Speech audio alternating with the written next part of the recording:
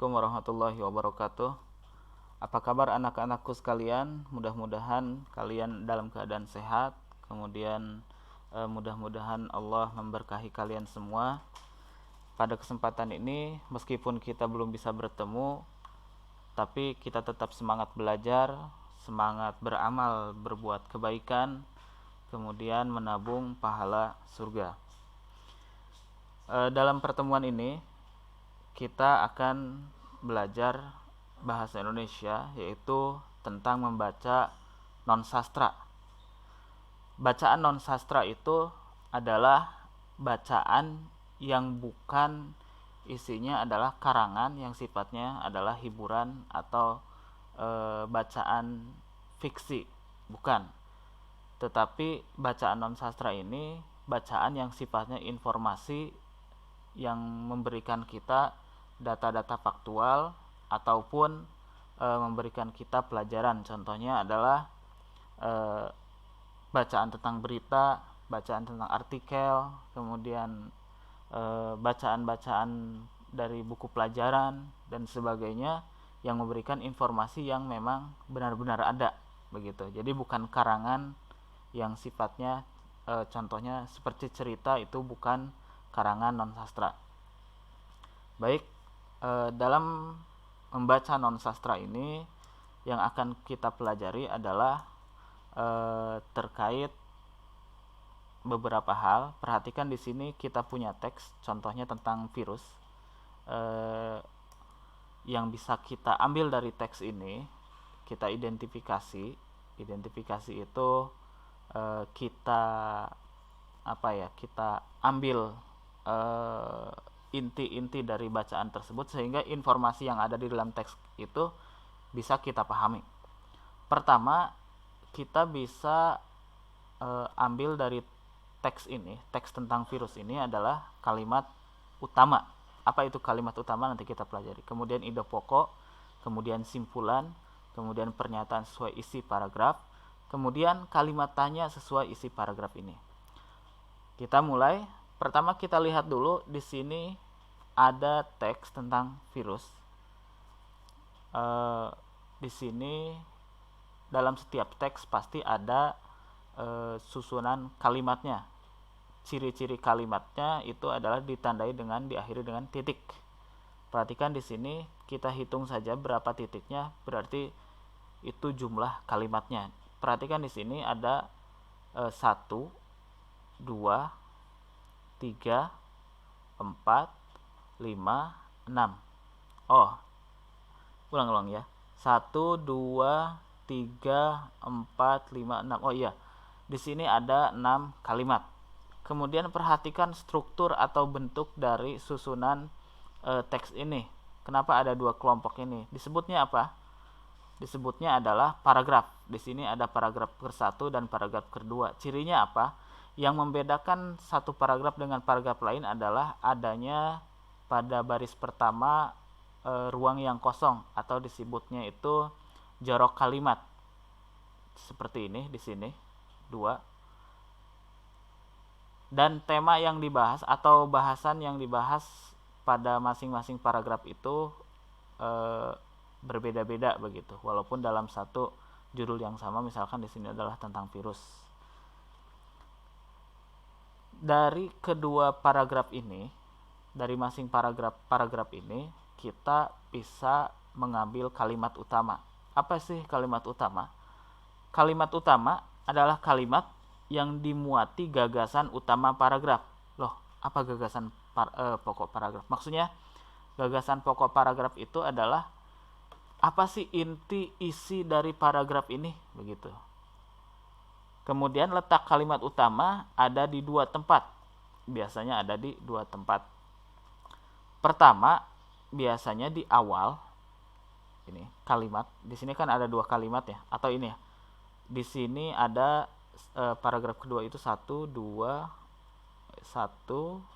3, 4. Jadi kemungkinan kalimat utama itu kalimat pertama yang ini atau kalimat paling terakhir, begitu. Kalian tinggal lihat saja kalimat pertama atau kalimat terakhir tersebut, gitu. Mana sih yang menjadi kalimat utama itu? Pada umumnya kalimat utama berisi hal yang lebih umum. Jadi maksudnya itu dengan adanya kalimat utama ini, kalimat yang lainnya itu dalam satu paragraf hanya melengkapi begitu, melengkapi dari kalimat utama. Dengan adanya kalimat utama, kita cukup mengetahui apa isi dari paragraf itu, tentang apa sih paragraf tersebut begitu. Nanti kita tahu, setelah kita pelajari semuanya, kita akan tahu kenapa kita harus belajar tentang isi dari teks tersebut. Seperti itu ya. Contohnya di sini di paragraf pertama kita kita cek saja langsung kalimat utamanya adalah kalimat pertama dari teks, yaitu virus adalah organisme mikroskopik atau super kecil yang tersebar di berbagai penjuru dunia dan cenderung bersifat parasit. Nah, kalimat selanjutnya itu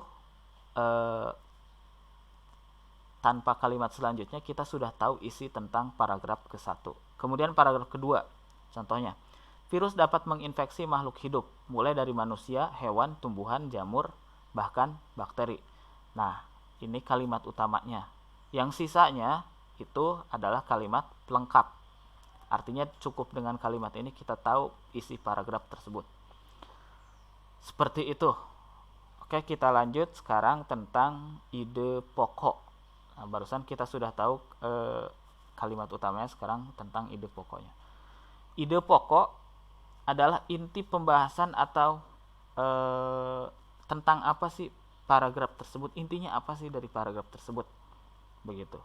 Ide pokok disebut juga dengan gagasan utama. Nah, ide pokok itu disebut juga gagasan utama. Ide pokok paragraf terletak di kalimat utama. Tadi kita sudah dapat kalimat utamanya ini yang di garis bawahi. Kita sudah dapat kalimat utamanya. Artinya ide pokoknya itu atau gagasan utamanya itu ada di dua kalimat ini. Jadi kita ingat-ingat ya. Untuk menentukan ide pokok, kalian dapat langsung melihat kalimat pertama atau terakhir. Tadi kalimat utama tadi. Kemudian tentukan kalimat yang menjadi kalimat utama. Nah, ide pokok terletak dalam kalimat utama tersebut. Kita ambil contoh kalimat utama yang pertama.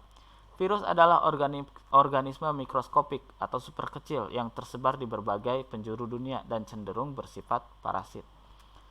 Ide pokoknya adalah kita langsung ringkas saja kata-kata kalimat ini, kalimat utama ini menjadi, misalkan ide pokoknya menjadi virus adalah organisme mikroskopik.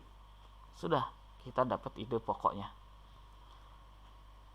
Atau dilengkapi satu kata ini tinggal dipotong saja, tidak usah dimasukkan menjadi ide pokok. Jadi misalnya virus adalah organisme mikroskopik parasit yang bersifat parasit. Kemudian di kalimat kedua, perhatikan. Virus dapat menginfeksi makhluk hidup, mulai dari manusia, hewan, tumbuhan, jamur, bahkan bakteri. Kita bisa ringkas, diambil dari ide pokoknya dari kalimat utama ini. Virus dapat menginfeksi makhluk hidup, itu cukup sudah menjadi ide pokok begitu.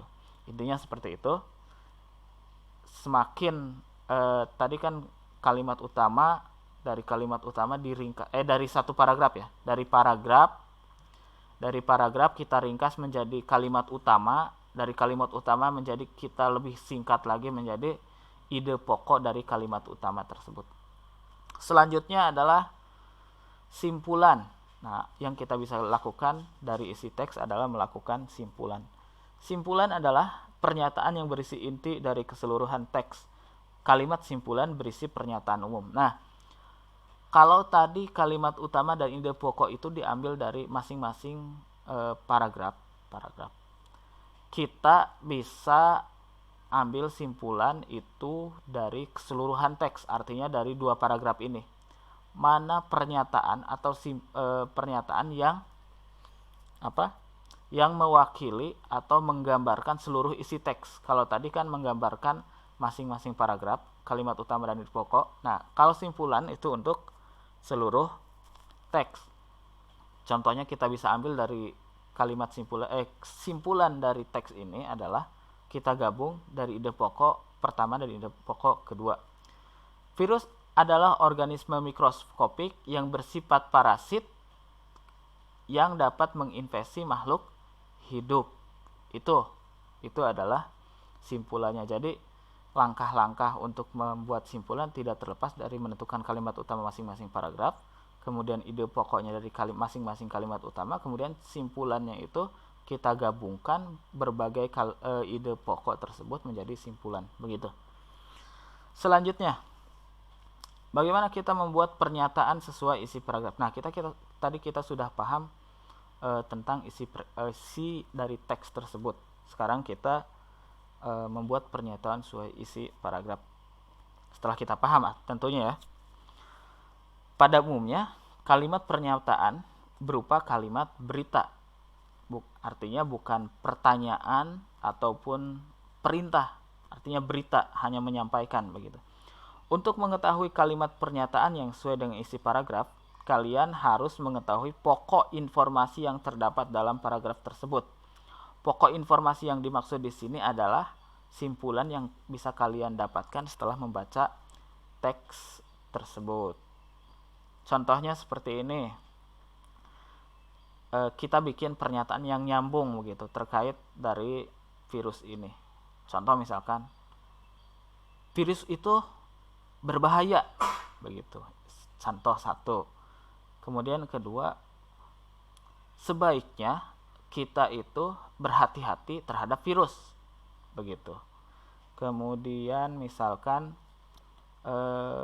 untuk menghindari virus ini kita harus berperilaku hidup sehat, bersih, dan menjaga kebersihan badan dan tempat tinggal kita. Contohnya seperti artinya pernyataan itu adalah komentar terkait isi suatu teks yang sudah kita pahami tentunya ya. Artinya kita harus pahami dulu. Jadi langkah-langkah kalimat utama, ide pokok, simpulan itu menjadi syarat untuk melakukan pernyataan sesuai isi paragraf. Kemudian selanjutnya terakhir, kalimat tanya sesuai isi paragraf. Kalau tadi itu kita menyampaikan kalimat berita, ini kalimat tanya. Apa itu kalimat tanya? Kalimat tanya itu biasanya dengan menggunakan kata-kata seperti ini. Apa, siapa, kapan, di mana, mengapa, bagaimana. Contohnya, apa itu virus?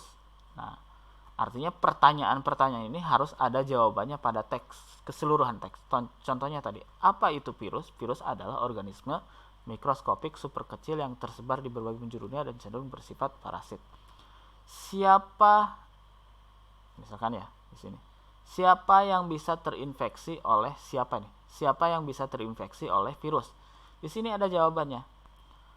Virus dapat menginfeksi makhluk hidup mulai dari manusia, hewan, tumbuhan, jamur, bahkan bakteri. Begitu. Kapan dan seluruhnya di mana bisa kalian lakukan. Nah, seperti itu terkait bagaimana kita bisa memahami isi teks, yaitu dengan memahami bagaimana mengambil kalimat utama, kemudian menentukan ide pokoknya dari kalimat utama tersebut, kemudian simpulannya bagaimana, yaitu keseluruhan teks ini disimpulkan dari ide pokok, kemudian membuat pernyataan sesuai isi isi paragraf, kemudian terakhir kalimat tanya sesuai isi paragraf dengan kata apa, siapa, kapan, di mana, mengapa, bagaimana, yang jawabannya itu ada di dalam teks tersebut.